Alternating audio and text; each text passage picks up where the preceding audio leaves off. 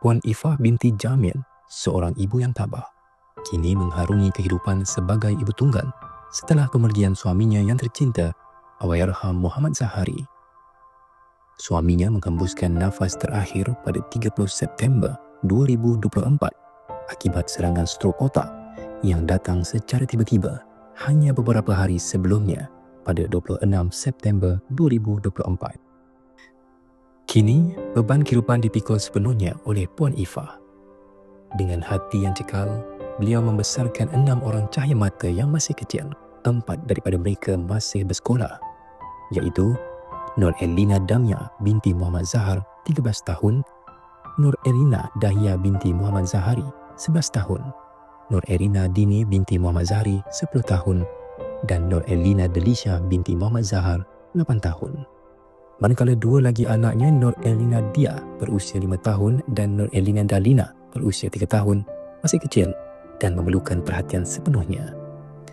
Dengan ketiadaan suami sebagai pencari nafkah utama, kehidupan Puan Ifah sekeluarga kini bergantung kepada pencen perkeso arwah suaminya sebanyak RM1,079 sebulan.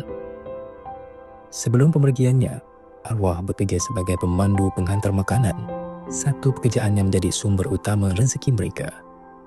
Sejak tahun 2023, keluarga Puan Ifah menerima pelbagai bentuk bantuan untuk meringankan bebanan mereka. Bantuan kewangan bulanan sebanyak RM700 sebulan dan bantuan keperluan asasi BUS sebanyak RM300 sebulan menjadi tunjang utama kelangsungan hidup mereka. Selain itu, anak-anak yang bersekolah turut menerima bantuan peralatan persekolahan secara one-off dan mereka juga menerima bantuan persekolahan secara one-off. Namun, dengan jumlah anak yang ramai serta keperluan hidup yang semakin meningkat, bantuan ini masih belum cukup untuk menampung kehidupan mereka secara berpanjangan. Buat masa ini, Puan Ifah masih belum bekerja.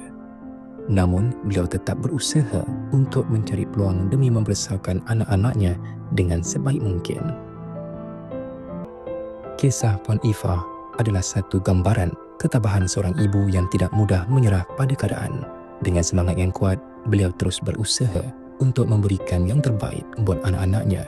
Semoga ada sinar harapan untuk keluarga ini di masa hadapan.